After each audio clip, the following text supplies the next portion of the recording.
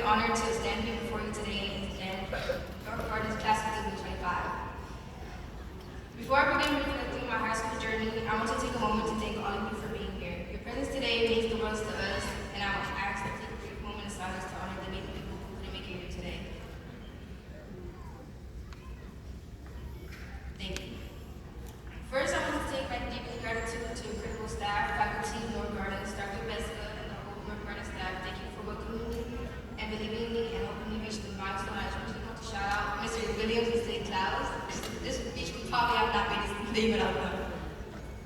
Vamos a la palabra y se roban por mi levan. But our journey didn't start at North Gardens. I'm not gonna lie, high school was never my thing. I would always skip class, never be in school, be there mad late, never cared about my classes. But once I stepped into North Gardens, the faculty was there. It wasn't just faculty, it was just teachers, it was family. They made sure you passed all your classes, made sure you paid and all that, especially Miss A, who would teach a lot of tough love, maybe a little too much tough, but she made sure you paid there. Also, shout out to Ferguson, because for him, I'm the first in state to finish all CT classes in the SARE program.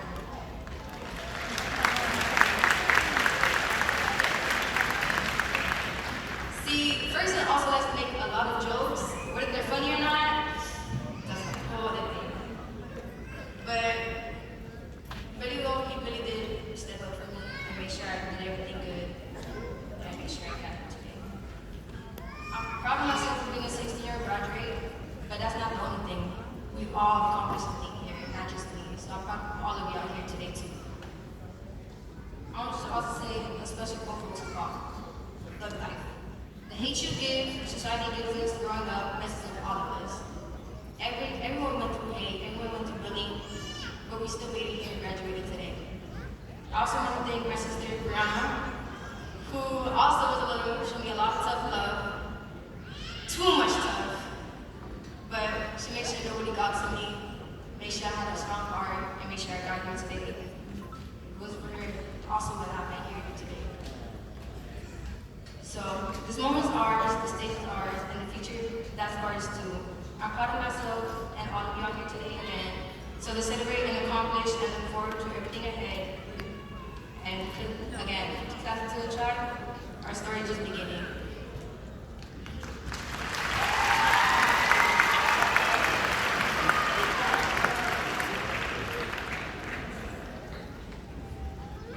Now, once again, I am honored to introduce Jocelyn Alfonso and Gillery Alfonso from Northport High School.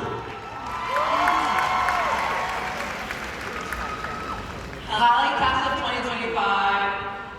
Today is more than a milestone. It's a celebration of how far we've come, what we've endured, and who we've become. To be honest, I never pictured myself standing here. Just a year ago, I felt completely disconnected from myself, trying to hold everything together while feeling lost inside. I know that feeling. People always call me resilient, and maybe now I can accept that. But for a long time, it didn't feel like a compliment. It felt like a reminder of everything I was forced to survive. And I was always the one that others leaned on, the friend who listened, the daughter who gave advice, the one who seemed to have it all under control. And I was the baby who was always happy, full of light, joy, and hope. But as I grew up, life dimmed that light. I faced depression, anxiety, and fears. And nights I didn't think I'd survive. And when my carefully planned life went up in flames, I didn't know how to go on. I was drowning in silence, wishing for anything to save me, and then I found Northport. When my sister left her old school, everything changed. I felt lost without her. For the first time, I didn't know who I was if I wasn't the strong one. I made the hard decision to leave the school I'd always known, to join her at North Park. I was afraid I had to become someone else just to fit in again. I was afraid too, but I took a risk. I showed up to North Park, and North Park showed up for me. For the first time in a long time, I could breathe. I didn't have to hide. I was seen, not just for what I could do for others, but for who I truly was. The staff didn't just care about our grades. They cared about our healing, our mental health, and our survival. And slowly, piece by piece, I started rebuilding. I started asking myself what I needed. I started choosing myself. I found resilience again, not because I had no other option, but because I chose to fight and I chose to live. To Dr. Stevens, Ms. Darden, Coach M, and our incredible principals, Ms. Frater and Ms. Hilton. Thank you for creating a space where we could be more than our pain. Y a nuestra familia, gracias por querernos, Mami, Leo, Tata, Julio, Andy, And Kevin. y también nuestra mamá principalmente que llegó de Cuba con nada y vino aquí para darlos todo a nosotros. Gracias. And to our classmates, some people say graduation is just a stepping stone. But for many of us today, it's a mountaintop. We have climbed through things others will never fully understand. Maybe it was personal loss. Maybe it was the pressure to work while studying. Maybe it was the voice in your head that said, you're not going to make it. But we did. Your courage matters. Your story matters. You don't need to be unbreakable to be strong. Sometimes just waking up is an act of bravery. And if all you've done today is survive, you already won. So yes, maybe we are resilient. And today we say that with pride. We are not just survivors.